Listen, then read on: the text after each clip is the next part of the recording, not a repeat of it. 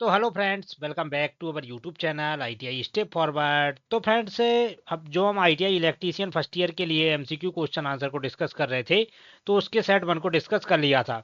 तो ये हमारा सेट नंबर 2 है। तो सेट नंबर 2 में भी हमें आईटीआई इलेक्ट्रीशियन के लिए पूरे मतलब ईडी हो गया, डब्ल्यूसीएस हो गया, थ्योरी वगैरह, तो सब क्वेश्चन आंसर को डिस्कस करने वाले हैं। तो इससे पहले अगर आपने सेट 1 को वीडियोस को नहीं देखा है, जो कि हमारा ऑफिशियल पेपर है, हालांकि ये भी हमारा ऑफिशियल पेपर जैसा ही है, क्योंकि इसको भी निमी ने ही जारी किया है। तो आप सभी से रिक्वेस्ट है, अगर आपको वीडियो पसंद आता है तो वीडियो को लाइक करके चैनल को सब्सक्राइब पक्का से कर दें। तो आइए शुरू करते हैं बिना किसी देरी के। क्वेश्चन नंबर 1 हमारा क्या बोल रहा है? What is the name of the safety sign as shown in the figure? चित्र में दर्शाए गए सुरक्षा चिन्ह का नाम क्या है? ये आप देख सकते हैं, ये जो डायग्राम में ये जो चित्र हमें दिखाया गया है सुरक्षा चिन्ह, तो ये हमारे कौन से सुरक्षा चिन्ह को दर्शा रहा है? तो ऑप्शन ए बोला है वार्निंग साइन, चेतावनी चिन्ह। ऑप्शन बी बोला है आवश्यक चिन्ह। ऑप्शन डी बोला है निषेधात्मक चिन्ह। और ऑप्शन डी बोला है इन्फॉर्मेशन साइन। तो फ्रेंड, जो हमारा क्वेश्चन नंबर 1 है, क्वेश्चन नंबर 1 का करेक्ट आंसर हो जाएगा ऑप्शन नंबर डी। ये हमारे कौन से चिन्ह को दर्शा रहा है? तो ये हमारे इन्फॉर्मेशन साइन को इंडिकेट कर रहा है या इन्फॉर्मेशन साइन को दर्शा रहा है। आगे बढ़ते हैं नेक्स्ट क्वेश्चन की ओर। क्वेश्चन नंबर 2 हमारा क्या बोल रहा है फ्रेंड्स? तो सेकंड नंबर क्वेश्चन देखते हैं। आग बुझाने में स्मूथनिंग क्या है? What is the smoothening in extinguish in fire? तो आग बुझाने में जो हमारा स्मूथनिंग रहता है वो क्या रहता है? तो ऑप्शन ए क्या बोला है अग्नि में ईंधन मिलाना। ऑप्शन डी बोला है अग्नि से ईंधन अलग करना। ऑप्शन सी बोला है जल का उपयोग करके तापमान कम करना। और ऑप्शन डी बोला है अग्नि को ऑक्सीजन की आपूर्ति से अलग करना। तो फ्रेंड, जो हमारा क्वेश्चन नंबर 2 है, सेकंड का करेक्ट आंसर हो जाएगा ऑप्शन नंबर डी, अग्नि को ऑक्सीजन की आपूर्ति से अलग करना। तो आग बुझाने की जो स्मूथनिंग प्रोसेस रहती है, तो उसमें क्या रहता है, हमारा जो आग रहती है तो उसको ऑक्सीजन की आपूर्ति से अलग करना।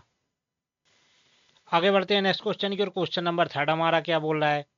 तो थर्ड नंबर क्वेश्चन को हम देख लेते हैं क्या बोल रहा है। 5S संकल्पना में निम्न में से कौन सा चरण स्टैंडर्डाइजेशन को इंगित नहीं करता है?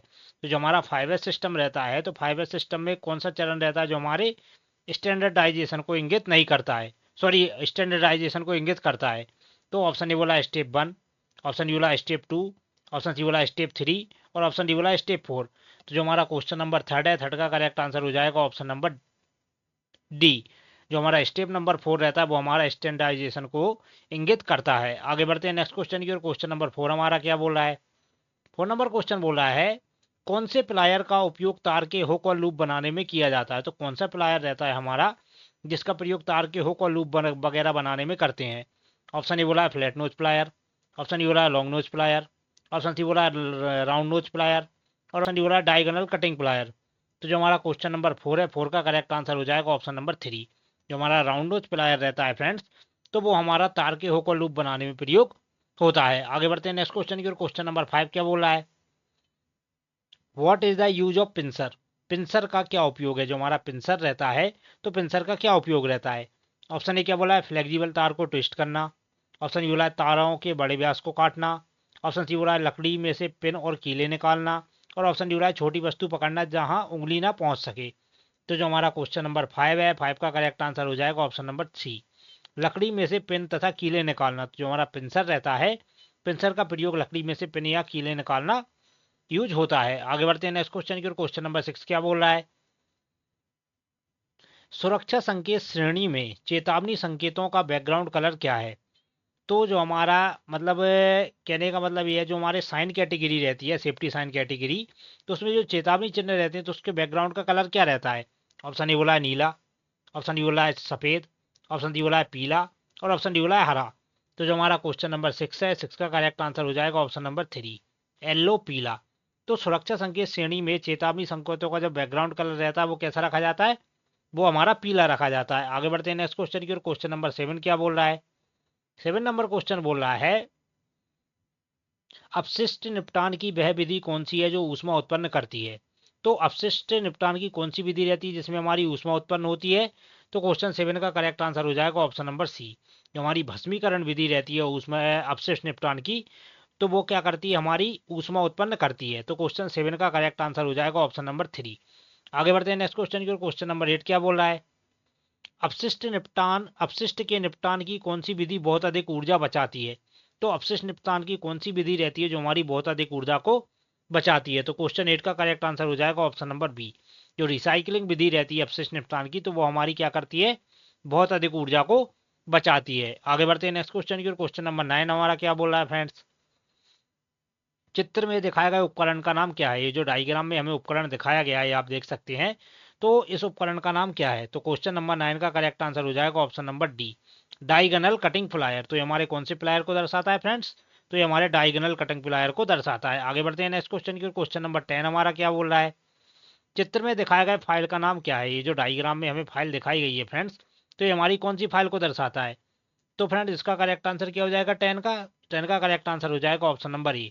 ये हमारी कौन सी फाइल को दर्शा रहा है, तो ये हमारी रास्पकट फाइल को दर्शा रहा है। आगे बढ़ते हैं नेक्स्ट क्वेश्चन की ओर। क्वेश्चन नंबर 11 क्या बोला है, चित्र में दिखाया गया ड्रिल बिट का नाम क्या है। ये जो डायग्राम में हमें ड्रिल बिट दिखाया गया है फ्रेंड्स, तो इस ड्रिल बिट का नाम क्या है। तो क्वेश्चन 11 का करेक्ट आंसर हो जाएगा ऑप्शन नंबर बी। ये हमारे कौन से ड्रिल बिट को दर्शा रहा है, तो ये हमारे टेपर सेंक ड्रिल बिट को दर्शा रहा है। आगे बढ़ते हैं नेक्स्ट क्वेश्चन की ओर। क्वेश्चन नंबर 13 क्या बोल रहा है, टेनन आरी के कुंद दांतों को तेज करने के लिए किस फाइल का उपयोग किया जाता है। जो हमारी टेनन आरी रहती है, तो टेनन आरी के जो ब्लंट टीथ रहते हैं, तो उनको तेज करने के लिए हम किस फाइल का यूज करेंगे। तो क्वेश्चन नंबर 12 का करेक्ट आंसर हो जाएगा ऑप्शन नंबर 3। तो उसके लिए हम ट्रायंगुलर फाइल का यूज करेंगे। आगे बढ़ते हैं नेक्स्ट क्वेश्चन की ओर। क्वेश्चन नंबर 13 क्या बोल रहा है, चित्र में दिखाया गया एक्स से चिन्हित भाग का नाम क्या है। ये जो डायग्राम में एक्स से चिन्हित भाग दिखाया गया है आप देख सकते हैं फाइल में, तो एक्स से चिन्हित इस भाग का नाम क्या है। तो क्वेश्चन नंबर 13 का करेक्ट आंसर हो जाएगा ऑप्शन नंबर बी। ये हमारे कौन से भाग को दर्शा रहा है, जैसे मान लीजिए ये हमारी फाइल है, मैं आपको डायग्राम बनाकर बता दे रहा हूँ थोड़ी। ये मान लीजिए हमारी फाइल है, ये इसका हो गया हैंडल। तो इसमें आप देख सकते हैं ये हमारे टीथ हैं। तो कुछ भाग ये जो एक्स से ये जो भाग पूछा गया है, तो इसको क्या बोलते हैं, तो इसको बोलते हैं हम हील। आगे बढ़ते हैं नेक्स्ट क्वेश्चन की ओर। क्वेश्चन नंबर 14 क्या बोल रहा है, चित्र में दिखाया गया हथौड़े का नाम क्या है। ये जो डायग्राम में हमें हथौड़ा दिखाया गया है, तो हमारे कौन से हैमर को दर्शा रहा है। तो फ्रेंड ये दर्शा रहा है हमारे क्ला हैमर को। तो क्वेश्चन 14 का करेक्ट आंसर हो जाएगा A1। आगे बढ़ते हैं नेक्स्ट क्वेश्चन की ओर। क्वेश्चन नंबर 15 क्या बोल रहा है, चित्र में दिखाया गया उपकरण का नाम क्या है। ये जो डायग्राम में हमें उपकरण दिखाया गया है, तो हमारे कौन से उपकरण को दर्शा रहा है। तो क्वेश्चन 15 का करेक्ट आंसर हो जाएगा ऑप्शन नंबर डी। कि हमारे कौन से हैमर को दर्शा रहा है, तो ये हमारे बॉल पिन हैमर को दर्शा रहा है। आगे बढ़ते हैं नेक्स्ट क्वेश्चन की ओर। क्वेश्चन नंबर 15 क्या बोल रहा है, sorry 16, which is the physical hazard, कौन सा शारीरिक खतरा है। तो कौन सा जो खतरा है वो हमारे शारीरिक खतरे के अंतर्गत आता है। तो 16 का करेक्ट आंसर हो जाएगा ऑप्शन नंबर बी। जो हमारा वाइब्रेशन रहता है वो हमारे शारीरिक खतरे के अंतर्गत आता है। आगे बढ़ते हैं नेक्स्ट क्वेश्चन की ओर। क्वेश्चन नंबर 17 क्या बोल रहा है, 17 नंबर क्वेश्चन बोल रहा है, विद्युत उपकरणों में आग लगने पर किस प्रकार के अग्निशामक यंत्र का उपयोग किया जाता है। तो जो हमारे विद्युत उपकरण वगैरह रहते हैं, तो विद्युत उपकरणों में आग लगने पर हम किस प्रकार के अग्निशामक यंत्र का यूज करेंगे। तो फ्रेंड्स क्वेश्चन नंबर 17 का करेक्ट आंसर हो जाएगा ऑप्शन नंबर ए। तो जहां पर विद्युत आग की बात होती है, तो वहां पर हमारा हेलेन एक्सटिंग्यूशर का यूज करते हैं। आगे बढ़ते हैं नेक्स्ट क्वेश्चन की ओर। क्वेश्चन नंबर 18 क्या बोल रहा है, चित्र में दिखाया गया उपकरण का नाम क्या है। ये जो डायग्राम में उपकरण हमें दिखाया गया है फ्रेंड्स, तो हमारा किसको दर्शाता है। तो क्वेश्चन नंबर 18 का करेक्ट आंसर क्या हो जाएगा, 18 का करेक्ट आंसर हो जाएगा ऑप्शन नंबर सी। ये हमारे कौन से उपकरण को दर्शा रहा है, तो ये हमारे प्रिंसर चिमटा को दर्शा रहा है। आगे बढ़ते हैं नेक्स्ट क्वेश्चन की ओर। क्वेश्चन नंबर 19 क्या बोल रहा है, अग्निशामक यंत्र का प्रयोग करते समय कौन सा कार्यक्रम अपनाया जाना चाहिए।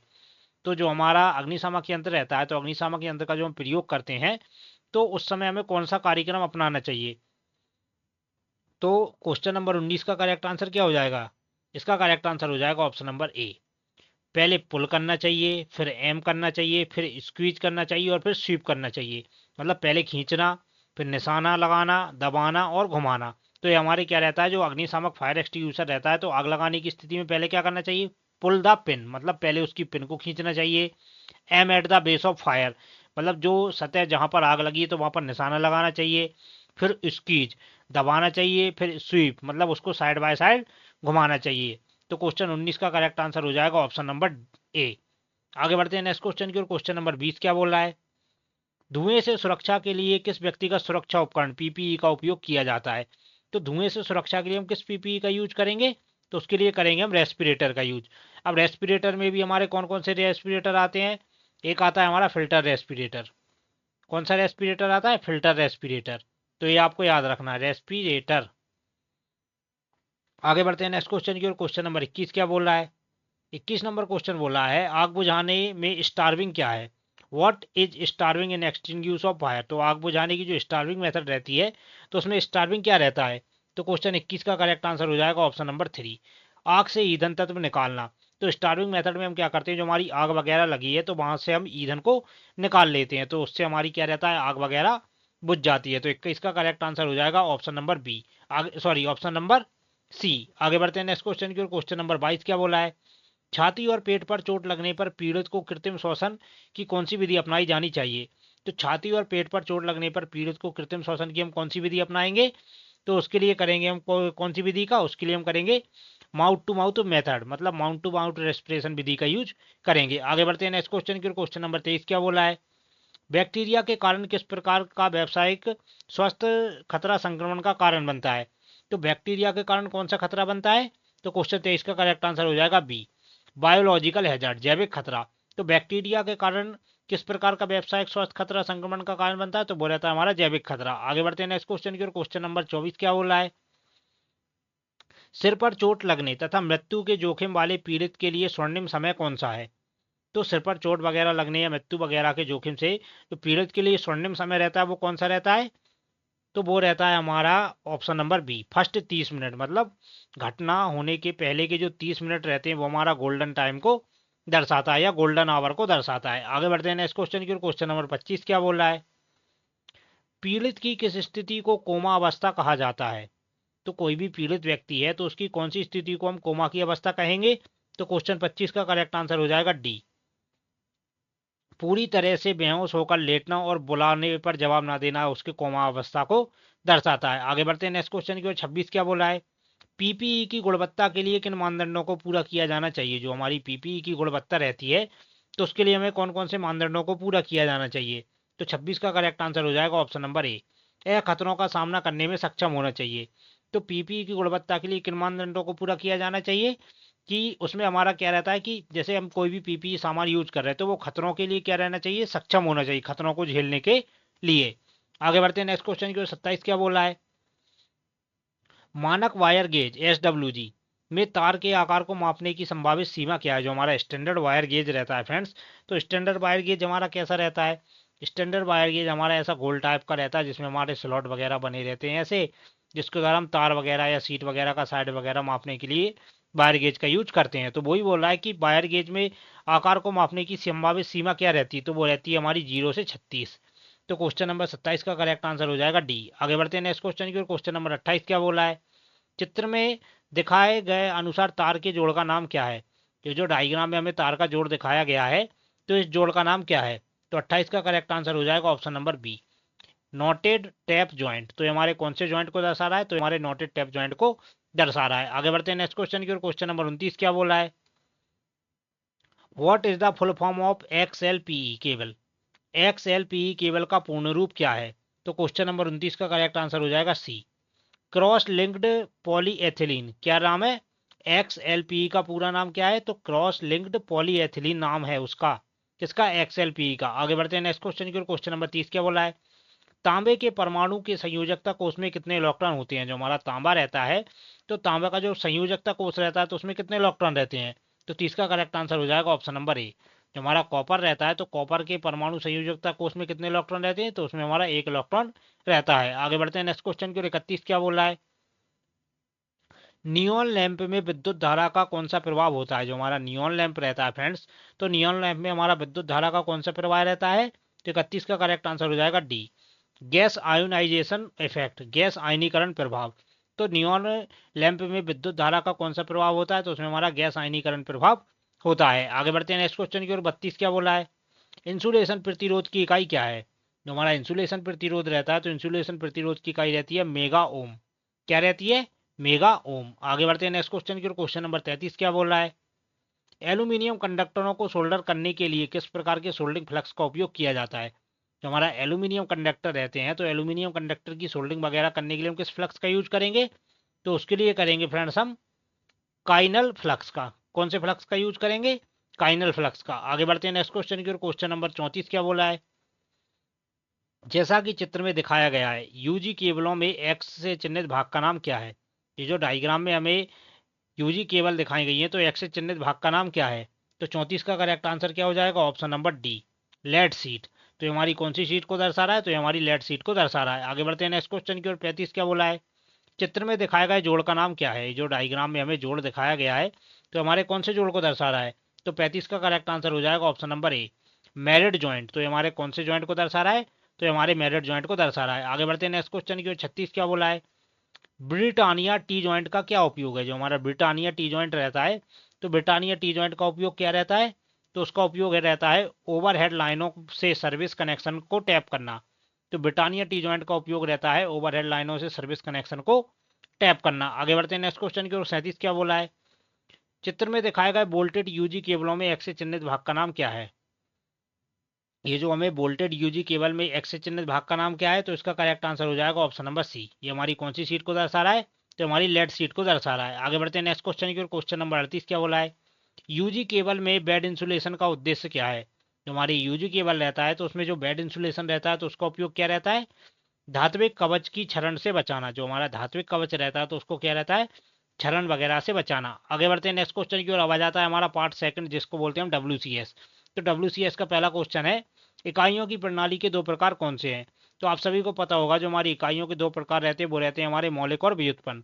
तो क्वेश्चन नंबर 39 का करेक्ट आंसर हो जाएगा ऑप्शन नंबर 3। आगे बढ़ते हैं नेक्स्ट क्वेश्चन की ओर। क्वेश्चन नंबर सेकंड क्या बोला है? 40 क्या बोला है? इनमें से मूलभूत इकाइयां कौन सी हैं? तो आप सभी को पता होगा लंबाई, द्रव्यमान, सॉरी, लंबाई, द्रव्यमान और समय। ये जो हमारी है ये हमारी मूलभूत इकाइयों को दर्शाता है। आगे बढ़ते हैं नेक्स्ट क्वेश्चन की ओर। क्वेश्चन नंबर 41 क्या बोला है?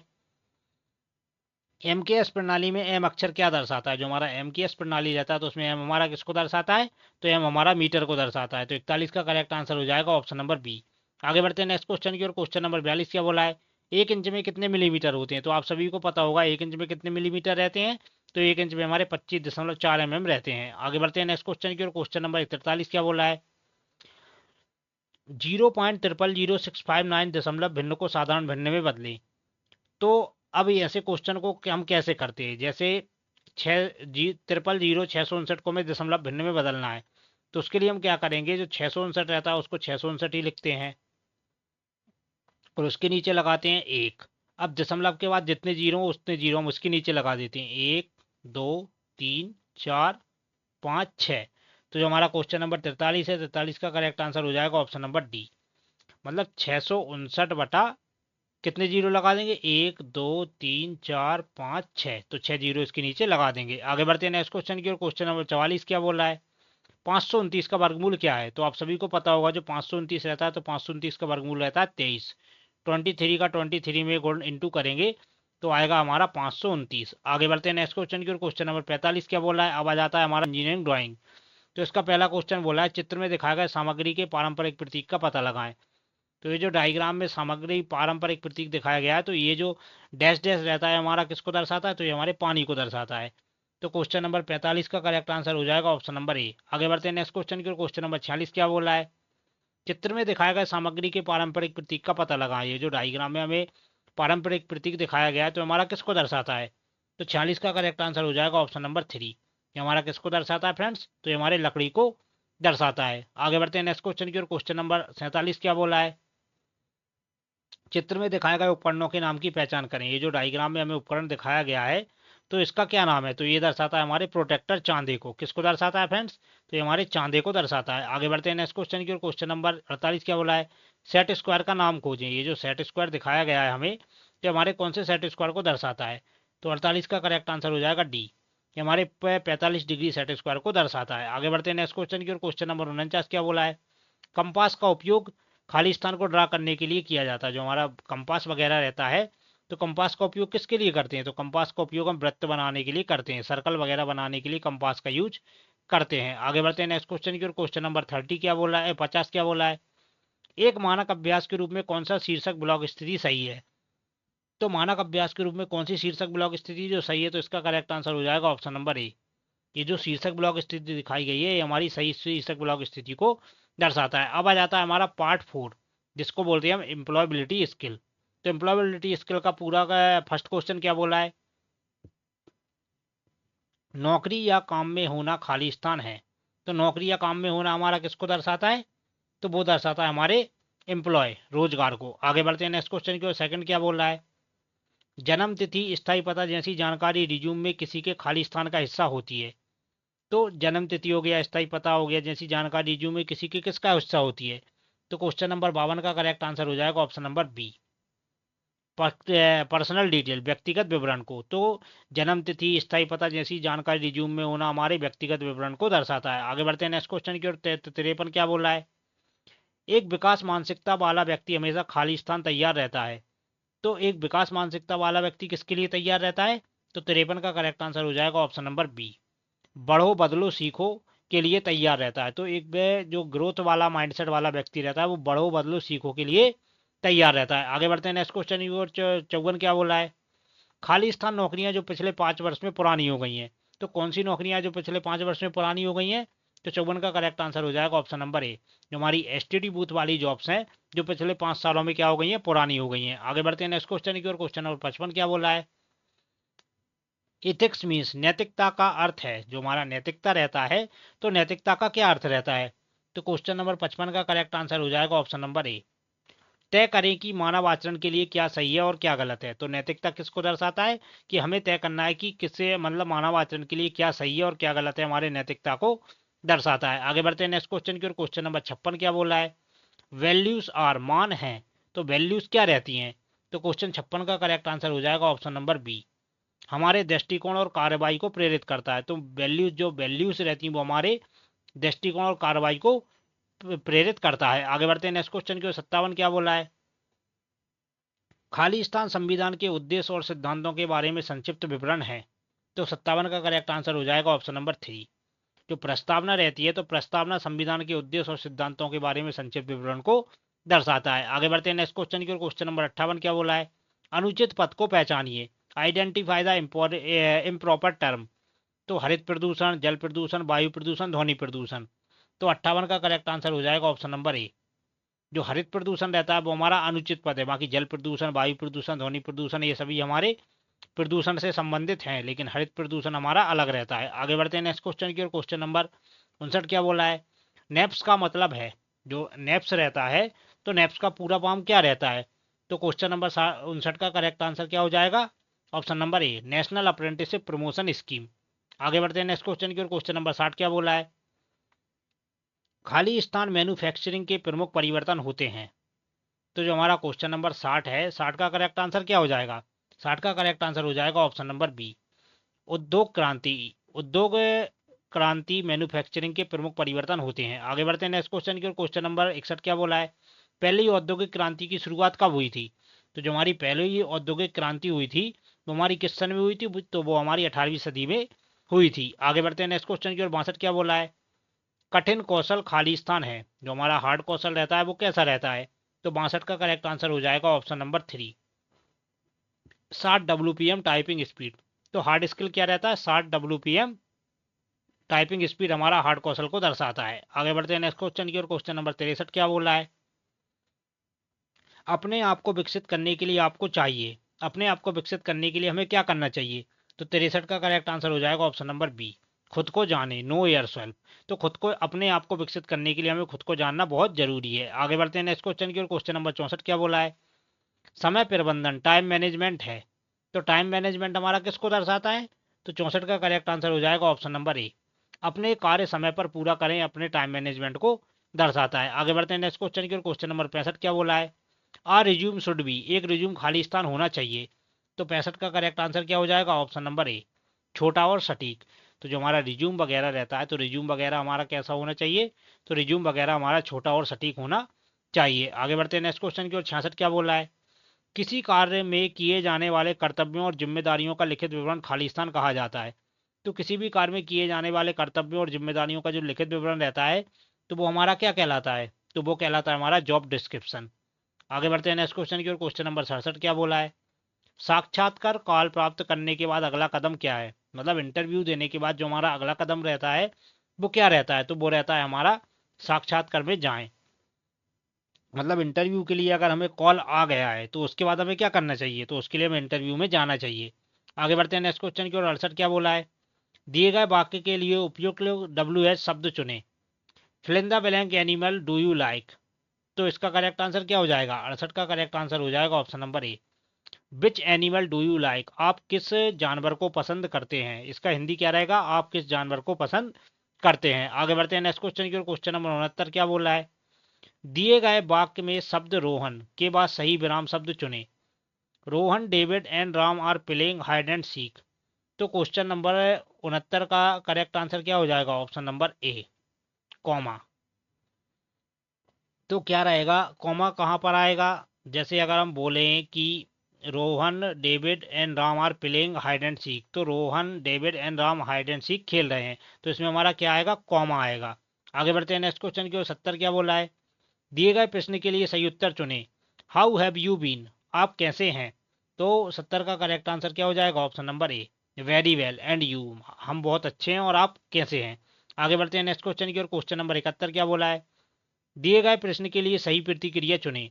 When did the accident happen, मतलब जो आपका एक्सीडेंट था वो कब हुआ था? तो 71 का करेक्ट आंसर हो जाएगा option number 3, at 10:30 last night, मतलब रात के 10 बजे, 10:30 बजे। आगे बढ़ते हैं नेक्स्ट क्वेश्चन की ओर। क्वेश्चन नंबर 72 क्या बोला है? क्रिया का सही काल चुने। I fill in the blank music when I was child. तो इसका करेक्ट आंसर क्या हो जाएगा? 72 का करेक्ट आंसर हो जाएगा D, I had learned music when I was child. तो मैं म्यूजिक सुनता था जब मैं बच्चा था। आगे बढ़ते हैं नेक्स्ट क्वेश्चन की ओर। क्वेश्चन नंबर 73 क्या बोला है?